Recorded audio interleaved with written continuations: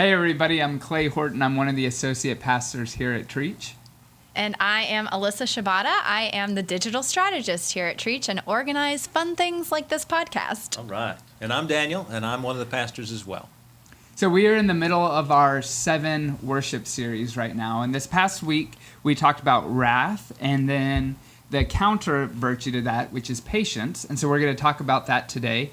And then part of the podcast, we're going to talk about sloth and diligence. And so those are part of the 7 deadly sins, the things that we all struggle with in one way or another. And so we're going to explore those in a deep way this afternoon.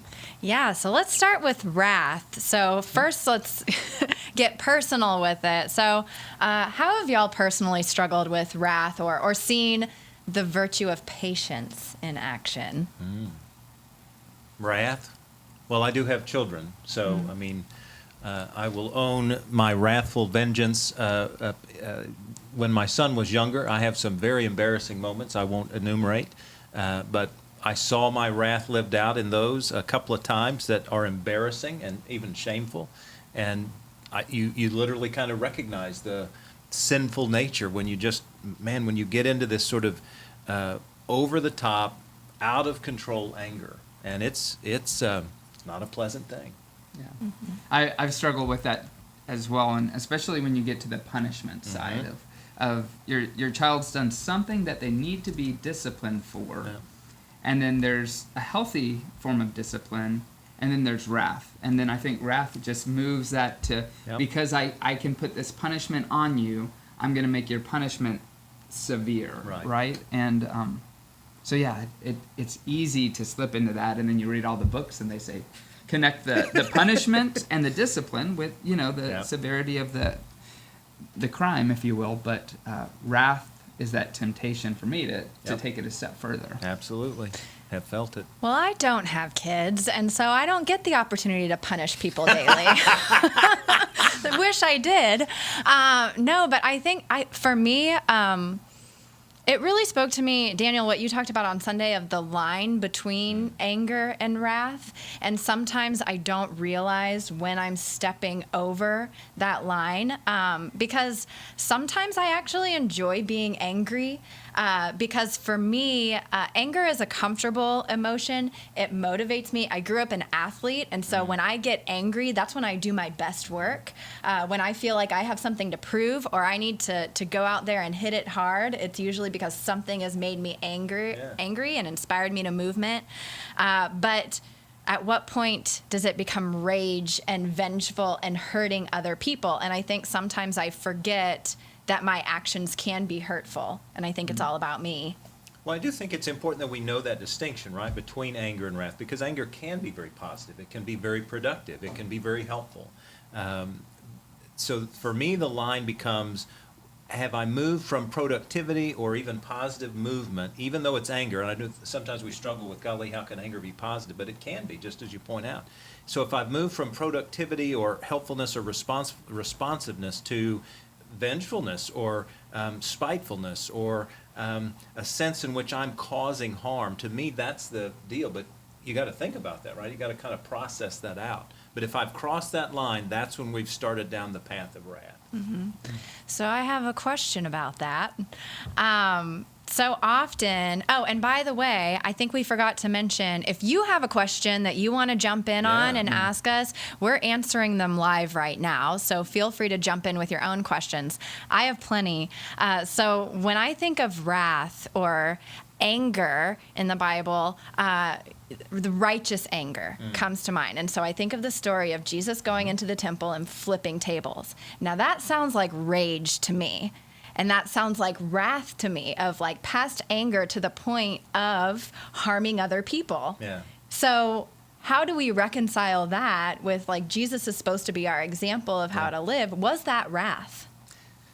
Yeah, I don't know how to respond to that other than this, that I do think that was righteous anger, right? Jesus was righteously upset with the way in which people were dealing with how to worship, right? So there was anger there, but, Scripture sort of identifies, and I don't pretend to fully get this, but Scripture identifies God can be wrathful, and God is wrathful sometimes, and that wrath is not so much about causing damage or harm, but it's about a righteous anger that is so valuable that God is the only one who can sort of radiate around it. And I think my rendering of Jesus' righteous anger there wasn't wrathful, but it was very purposeful. I don't know that Jesus caused harm there, but he clearly, it was real tangible, it was real visible, it was real, but I think it was a teaching moment. I think it was a powerful moment. I think that it made a big difference in how people understood it. So I don't know that I'd call what Jesus did there wrathful. I don't know. What do you think? No, I'm with you. I'd struggle to call it wrathful, but it's pretty extreme. Mm-hmm. But he didn't go to the stage of wounding people and causing massive destruction. He caused a big Caused a stir. Caused a big disturbance, but I didn't see that as wrath. Well, and I have another question too. Moving into patience, why is it? Because we have these little bookmarks that we've been given each week, and it talks about the sin and then the cure, which is the virtue. So the cure or virtue for wrath is patience. But I just question, why wouldn't self-control be the cure for wrath? Well, it's interesting because some lists of the 7 virtues would identify forgiveness as the cure for wrath. And I think there's a lot of validity to that, right? Because if wrath causes harm or damage or takes revenge, then a cure might be forgiveness rather than patience. But I think patience is the most common one listed, and I think it's because it just means sort of pull back, recognize that you have crossed the line, and recognize that you need to sort of wait and ponder and imagine how can I respond differently to this? And anger might be a very appropriate way to respond, right? But again, this wrath is that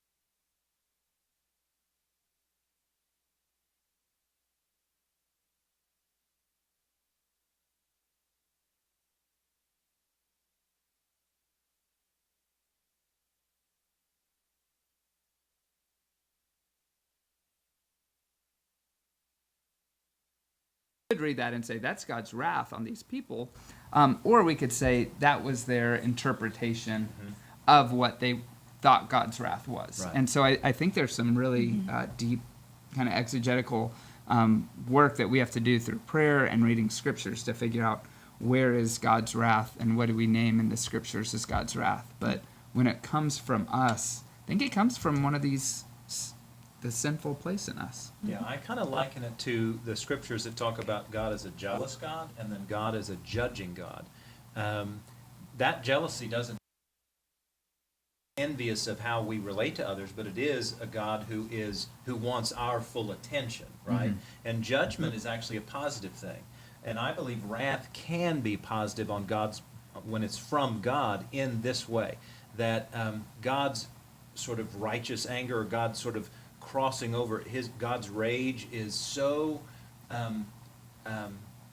intent on helping call us back into relationship with God. And so it's a different kind of wrath. I mean, that's the only way I can understand it, is it's a different kind of wrath than the way we live God's wrath, or live wrath out. Yep, and we're seeing the comments online that the sound just went out for a second, but we are back, so we're really sorry about that. Sound cut out for a minute there. We didn't have anything to say anyway. It wasn't important. No, but we have another question that has just come in. So, how should people manage themselves when their righteous anger runs into opposing righteousness? We're both feeling righteous and angry. Well, personally, I would say that that's where the virtue of patience comes in, right? So it is clearly good to have righteous anger, that we are sort of in line with God or feel strongly that we're in line with God, and therefore we're angry about some issue of justice or injustice, if you will, and somebody else is claiming something else. That's where patience would be very helpful, right? That we both sort of go, okay, let me listen, let me hear, let me try to respond, and then let the other person do the same thing. Wouldn't you agree? I mean, I think the patience becomes hugely helpful. I think it's all about relationship and, listening to other people, hearing that perspective, and then recognizing that their position in and of itself comes from not a spot of evil, but of one of trying to often follow God. And as we do that, we often kind of find ourselves butting up against other people who have different ways to live out their faith. Mm-hmm. Well, and I think, as we start to think about how the church has been impacted by wrath and how the world has been impacted, one of the things that we talked about on Sunday was at what point does your anger become vengeful? And I think often in our culture, we confuse vengeance and justice. So how do you differentiate between the two? So justice, in the biblical sense, is bringing all people up. So it's helping correct those wrongs as opposed to eternal damnation. It's trying to right that person. So not writing anybody off, but believing that God's grace is so powerful and so large that all people can be redeemed. And I think in our culture what we do is we get vengeful and say this person, I think death penalty is a great example of that. We say this person has sinned, and we are going to show our wrath, show our vengefulness, and execute them. I think justice is this person sinned. They committed a horrific crime. But we've got to believe that redemption and reconciliation is possible.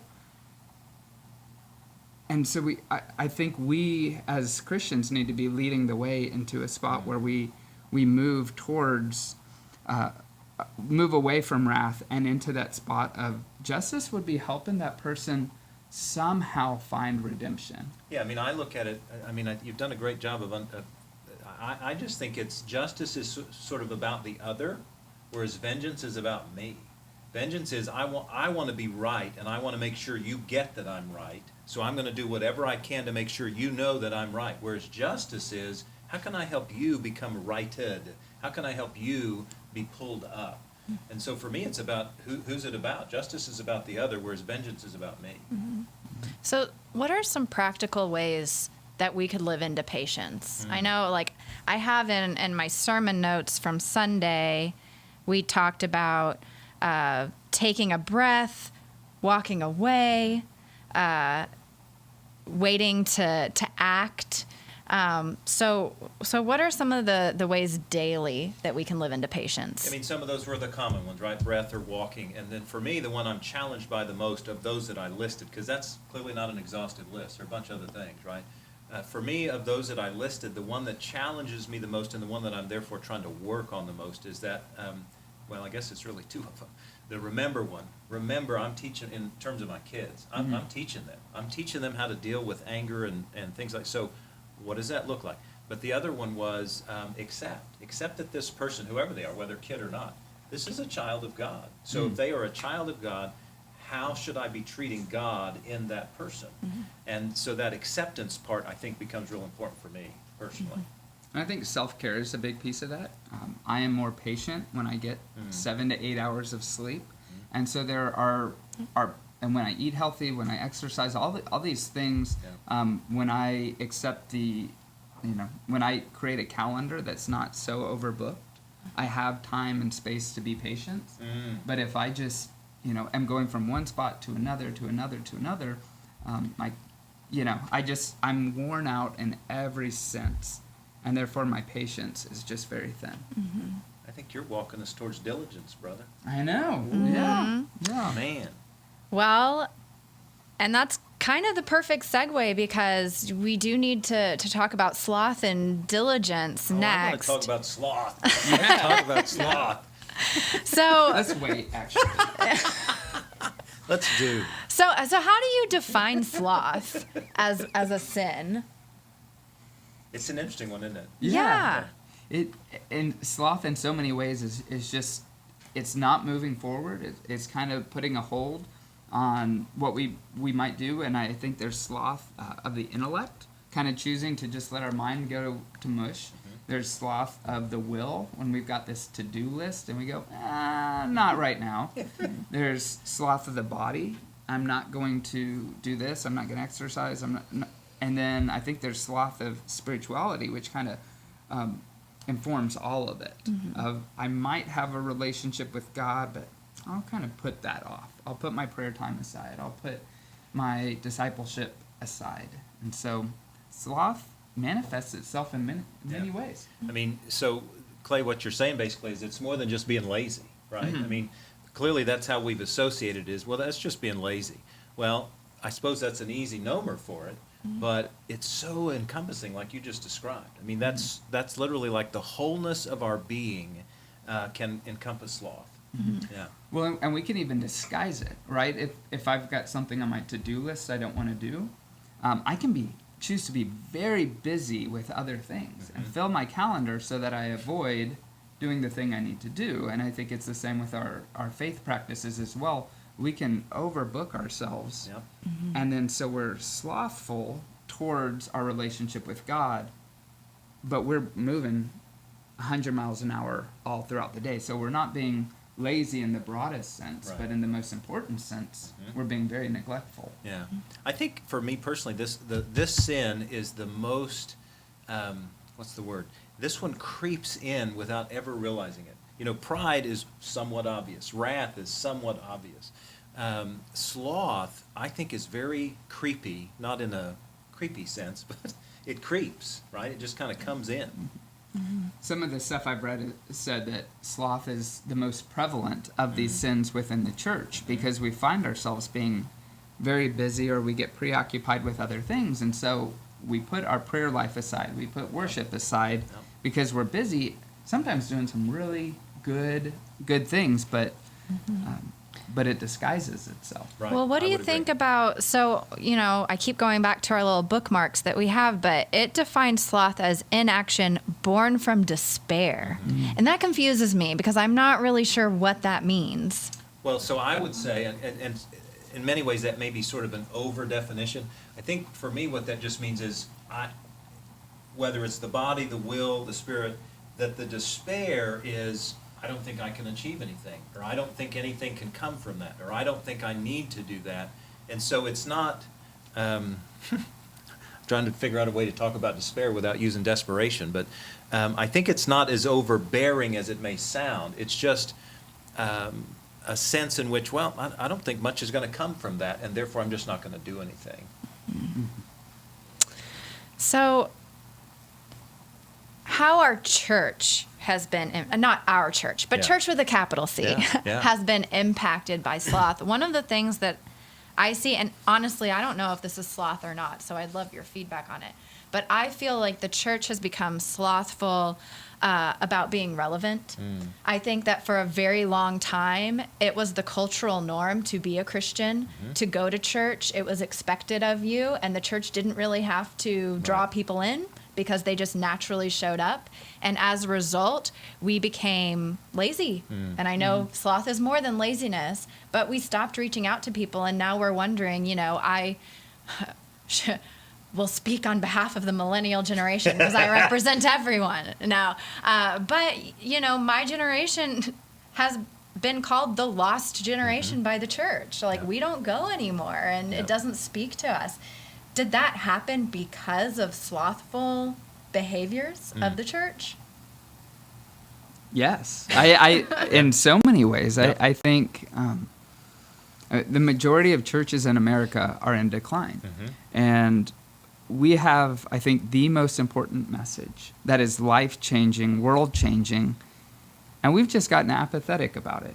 We have this connection with this God who created and loves and calls us to peace and justice, and we've either become apathetic or preoccupied, And so we don't move forward with the message of the kingdom of God, for whether we're either too lazy about it, maybe we're in despair, well, the world's just the way it is, we can't be a part of the hope or change, or we've gotten so busy playing church that we've forgotten to do church. Yeah, I would agree. So just like I think rage is the modern word for wrath, I think apathy is the modern word for sloth. I think we've just become so apathetic because of that despair. And I think you rightfully sort of point out on both ends of the spectrum with regard to how the church has become slothful. We've either over-programmed so much that people literally forgot their soul because I was just busy doing stuff, playing church in your words, or on the other end where we saw other Christians or other churches doing harmful, hurtful things and not really promoting the gospel, but promoting themselves, if you will. We didn't say anything about it. We didn't do anything about it. We didn't, call it out in our righteous anger. And therefore, people have looked at us and gone, man, you're either going to program me to death or you're not going to do what we believe is the actual valuable thing for faith and life. Yeah. And we have another question that's come through. Could the unwillingness to change our outlook on new things be a form of sloth? Yeah. Yeah, I do. I think it allows us to once again be apathetic or close-minded. If we're trying to be going back to wrath though, but patience. But patience involves listening. So if we just kind of get stuck in a rut and this is the way we do it, this is what we believe, we're not going to listen to other people, because it takes a lot of work to change and to listen, to acknowledge our own sin, to acknowledge that maybe my past understandings of Scripture or God might not necessarily be true for today. Yeah. So but as we evolve in our own theology, it takes a whole lot of work. It does. And is that where diligence comes in? Yeah. Yes. Yeah, I think, one of our sort of questions was, where has this impacted you? And as kind of the old person on the panel here, I would just say, as culture and society and community has so radically changed and the church's response to that has sort of remained static, as a person in ministry a long time now, I get slothful with regard to trying to figure out how do I address that and how do I work into that and how do I help meet people where they are, because what worked, clearly what worked 20 years ago doesn't work, but really what worked 5 years ago doesn't work. And it takes this energy and effort of trying to figure out, what do I do to help people encounter this love of Jesus that I believe is pretty important, right? I think that's slothful. And I find myself getting wrapped up in that sometimes. Well, and I'm going to mention the bookmark again. If you haven't picked it up, pick one up on Sunday. It's been really helpful for me. But it says, the cure for sloth is diligence, but it also uses the word zeal, which I love because to me, diligence sounds overbearing and like put your, nose to the grindstone and keep going, but zeal is exciting and it's fervent and it's almost like a breath of fresh air. Yeah, one of my favorite quotes is, don't ask what the world needs of you, ask what makes you come alive, and go and do that, because what the world needs is people who have come alive. Yep. And I think when we've got that zeal, then we do come alive. And with the mission team, what we've been trying to focus on is find your spot. You don't have to do X, Y, and Z that's sponsored by Trietsch. If you want to, wonderful. But God's at work all throughout the community. Find that place that God is moving in a number of ministries, nonprofits, organizations. And if that's what makes you come alive, go and jump in full-heartedly being a disciple of Christ in that. Yeah. I love the way this finishes off, because not only is the zeal there, but it talks about by placing the interest of others above a life of ease and relaxation. And holy crud, who of us hasn't just thought, man, I've made it, or I've arrived, or I've got what I need, or man, I'm taken care of, and therefore I'm done, right? I'm complete, if you will. And of course, a part of what we're discovering is we're not as complete as we thought we were, right? But I love that, because to me, that's about justice, right? That's about making sure that I don't leave the wrongs just there because I'm all right. Why should I care about anything else? John Wesley had a number of writings where he really looked at luxury and said luxury can lead us to sloth. Yep. Right, because I think there's truth in that. we've got it made, and man, look at how many churches in the DFW area are pretty well off, and I'm part of this, right? And yet 1 out of 4 kids in the DFW area is in poverty. Yeah.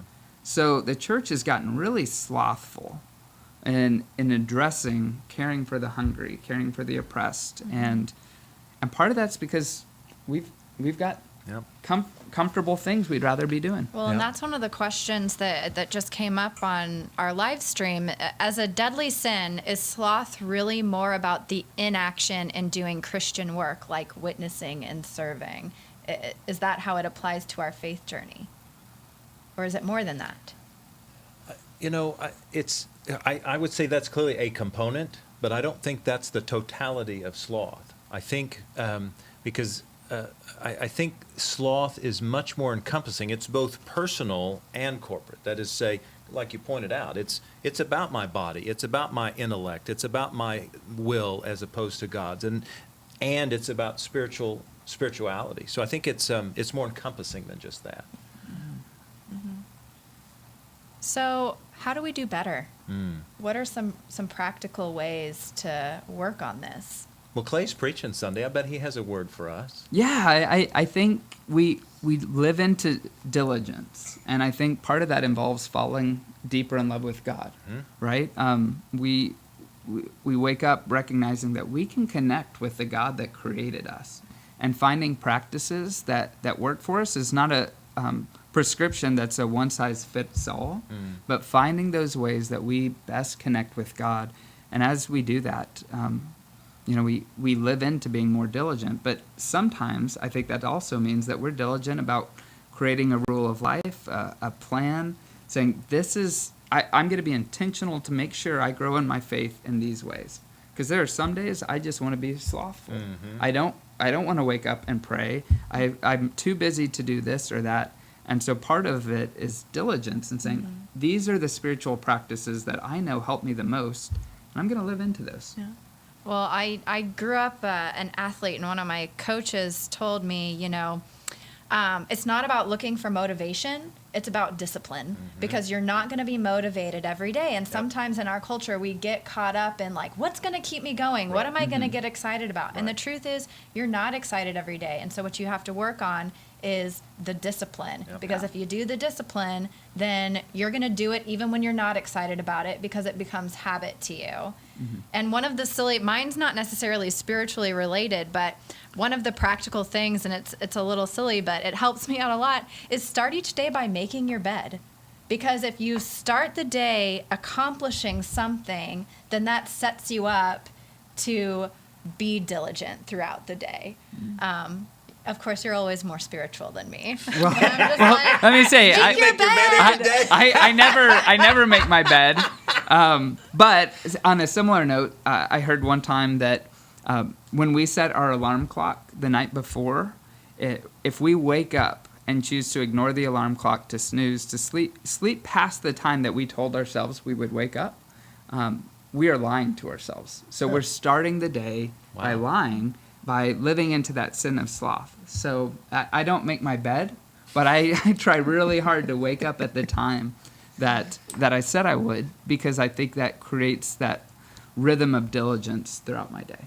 Well, I think that's about all we have time for today. But you want to? Well, time flies when you're wrathful and slothful. Yeah. There you go. So I do want to encourage you to live into the virtues, and in this particular case, the virtues of patience and of diligence. Sure want to invite you to Sunday morning worship. We worship every Sunday at 8, 9:30, and 11, and we're going to continue that journey this week with the sin of sloth and the virtue of, what is that? Diligence. There you go. And I do want to encourage you to grab one of these when you come in. It's not online yet, but my hunch is we'll make this available in a PDF as well, so you can download this, because this is a tremendously helpful gift. So thanks for joining us, guys. We'll look forward to seeing you next time on May the 28th when we deal with a couple of more of the sins and virtues. Take care. Have a great day.